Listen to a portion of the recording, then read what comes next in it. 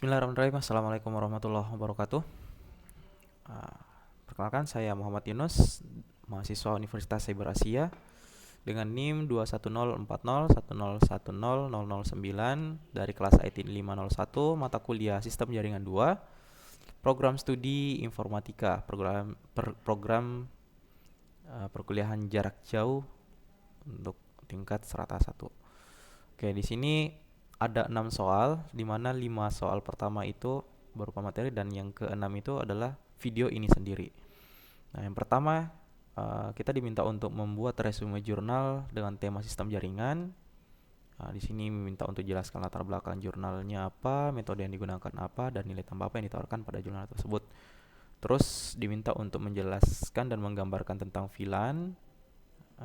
Kita diminta untuk membuat model sederhana menggunakan paket tracer, terus menjelaskan fungsi dari core switch, distribution switch, dan switch access.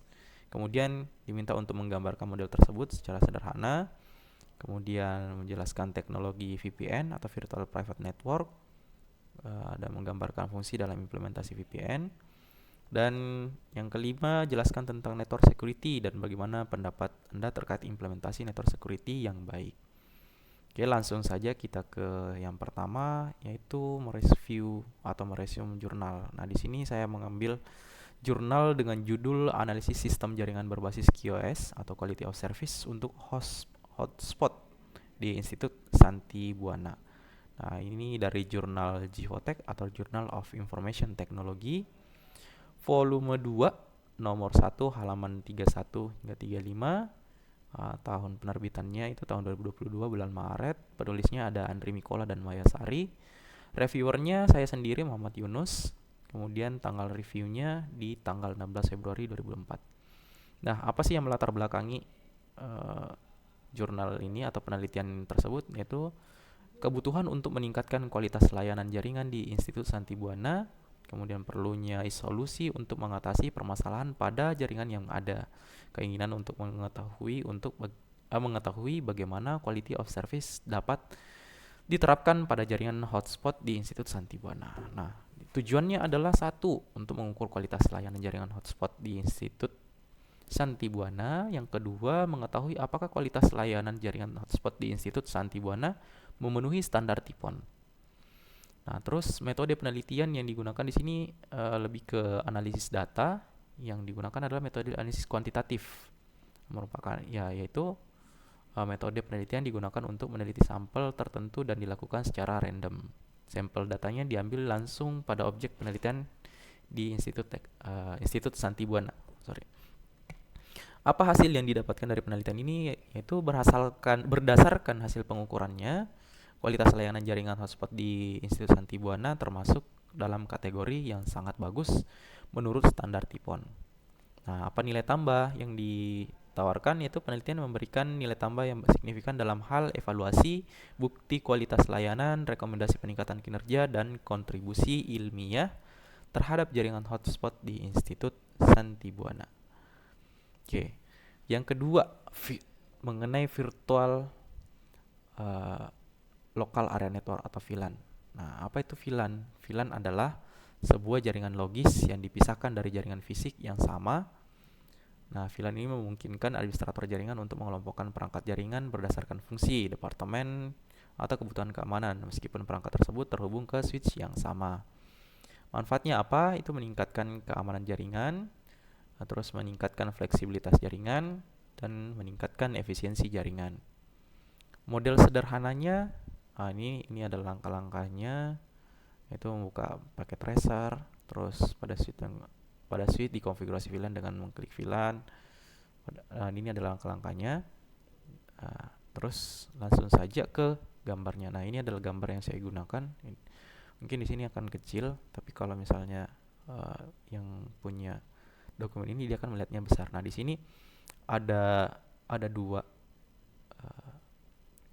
saya pisah. Di sini ada PC 0, ini PC 0, PC 1, PC 2 dan PC 3. Nah, di mana yang sebelah kiri ini yang warna ungu ini adalah VLAN 10, saya berikan nama.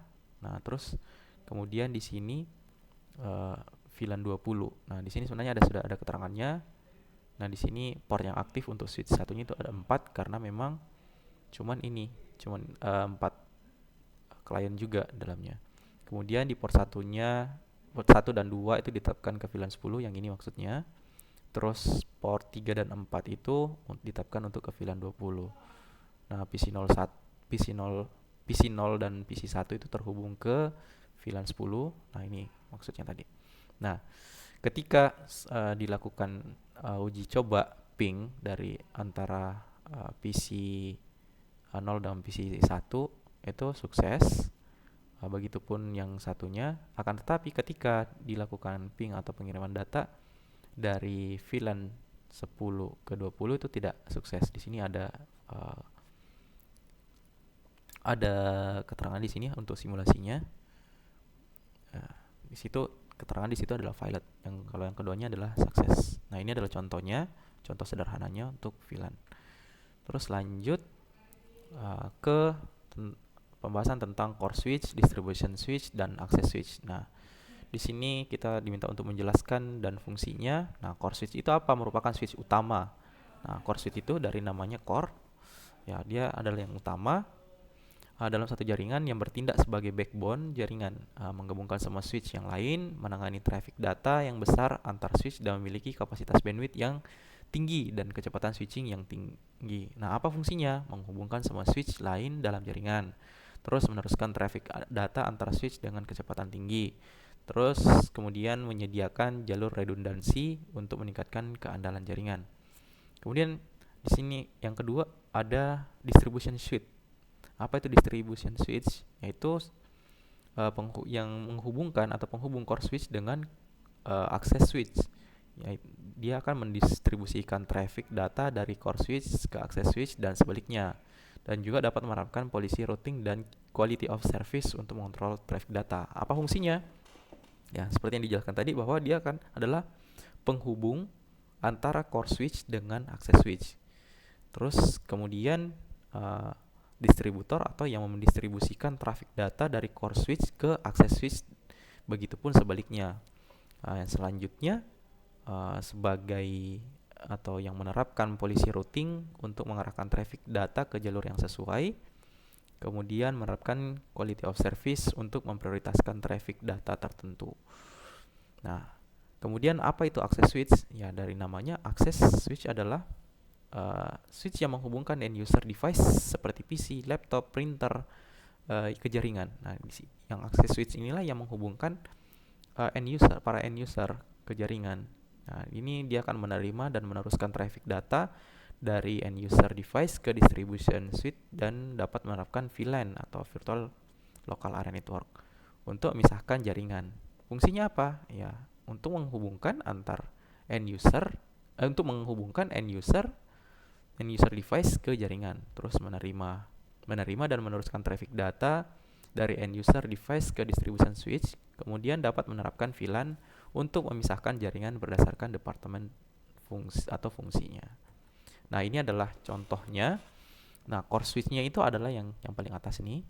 Nah, inilah yang akan menghubungkan nanti semua switch. Jadi berapapun nanti switch di sini, ini akan terhubung semua ke sini karena ini nanti akan menerima. Di sinilah traffic akan masuk. Terus ini layer kedua, ini layernya. Nah, ini adalah distribution switch. Ya, inilah yang mendistribusikan traffic dari core switch tadi. Kemudian ini adalah switch access atau access switch. Nah, inilah yang akan menghubungkan yang menghubungkan end user ke dalam jaringan. Nah, ini end user tidak bisa langsung ke sini. Dia harus melewati yang ini terlebih dahulu. Jadi urutannya yang paling atas adalah core, selanjutnya ada distribution, kemudian selanjutnya ada access. Nah, kemudian lanjut ke teknologi VPN dan implementasinya. VPN adalah Virtual Private Network, yaitu teknologi yang memungkinkan kita untuk membuat jaringan pribadi yang aman di atas jaringan publik seperti internet. Nah, VPN ini mengenkripsi data dan mengalihkan melalui server VPN-nya, sehingga menyembunyikan alamat IP dan aktivitas online dari pihak ketiga. Nah, fungsinya di sini ada keamanan, ada berfungsi sebagai keamanan, fungsi privasi, kemudian akses geografis, kemudian bypass uh, censorship. Nah, kemudian implementasi VPN. Di sini ada beberapa cara untuk mengimplementasikan VPN, yaitu yang pertama ada VPN client server. Nah, ini jenis VPN yang paling umum. Di sini kita menginstal software VPN client di perangkat yang kemudian terhubung ke server VPN. Kemudian ada VPN site to site. Jenis ini digunakan untuk menghubungkan dua jaringan bersama-sama. Kemudian ada VPN mobile. Nah, VPN ini dirancang untuk digunakan pada perangkat mobile seperti smartphone dan tablet. Manfaatnya apa? Yang pertama, memberikan keamanan yang baik. Nah, VPN yang mengenkripsi data dan menyembunyikan alamat IP sehingga dapat berselancar online dengan aman. Terus privasi yang lebih aman. Ini VPN mencegah ISP atau Internet Service Provider itu atau pemerintah dan pihak ketiga lainnya untuk melacak aktivitas online kita. Kemudian aksesnya yang lebih baik. VPN memungkinkan kita untuk mengakses konten yang dibatasi oleh geografis. Apa kekurangannya? Di kecepatan. Ya, biasanya kalau kita menggunakan VPN memang kita akan mengalami penurunan bandwidth atau terkadang kita tuh merasa kayak kok koneksi saya kurang bagus ya ketika menggunakan VPN. Intinya kualitas kecepatan internetnya akan berkurang. Nah, kemudian ada harga. Nah, memang beberapa VPN ketika kita mau dapat yang bagus, koneksi yang bagus ya harus berbayar dan biasanya lebih mahal. Nah, kemudian masalah ketersediaan. Nah, tidak semua situs web itu bisa mendukung layanan VPN. Oke, yang kelima ada network security dan implementasinya. Network security itu adalah praktik untuk perlindungan komputer atau perlindungan jaringan komputer dari akses yang tidak sah, dari penggunaan, pengungkapan, gangguan, modifikasi, atau penghancuran. Hal ini penting untuk menjaga kerahasiaan, integritas, dan ketersediaan data dan layanan jaringan. Nah, di sini ada beberapa ancaman umum yang terhadap network security. Ada malware. Malwarenya itu bisa berupa virus, worm, trojan horse, ransomware yang dapat menginfeksi perangkat dan merusak data. Kemudian ada phishing. Nah, itu serangan yang menipu pengguna untuk mengungkapkan informasi pribadi atau keuangan mereka. Biasanya phishing ini menyerupai dengan situs aslinya. Misalnya kasusnya adalah phishing di Facebook. Nah, si pelaku akan menggunakan halaman login yang sama, padahal itu hanya untuk merekam data berupa user dan password. Yang padahal tanpa kita mengisi pun sebenarnya itu kita bisa hindari. Nah, kemudian ada DOS atau Denial of Service Attack. Nah, ini akan membanjiri jaringan atau server dengan traffic. Itu membuatnya tidak dapat diakses oleh pengguna yang sah. Biasanya sih ini akan mengirimkan data banyak, biasanya pingnya akan terus-terusan gitu untuk DOS ini. Kemudian ada juga masalah social engineering. Nah, ini penjahat cybernya dapat memanipulasi psikologis untuk menipu pengguna agar memberikan informasi sensitif atau melakukan tindakan yang membahayakan keamanan jaringan.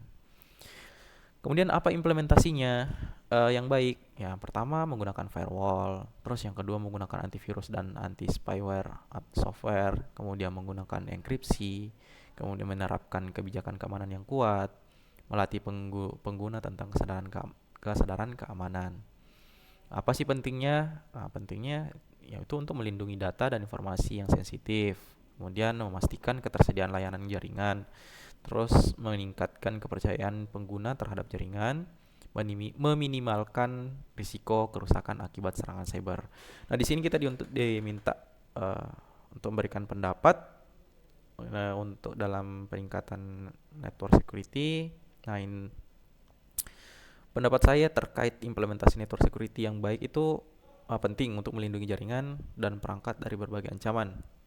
Karena hal ini dapat membantu menjaga kerahasiaan, integritas, dan ketersediaan data dan layanan jaringan. Hanya saja di sini ada tips tambahan untuk meningkatkan network security. Yang pertama, memperbarui software dan firmware secara teratur. Nah, terutamanya tidak menggunakan software bajakan. Terus memantau jaringan untuk aktivitas yang mencurigakan, melakukan backup data secara teratur, dan memiliki rencana pemulihan bencana. Oke, demikian dari saya. Lebih dan kurangnya mohon dimaafkan. Assalamualaikum warahmatullahi wabarakatuh.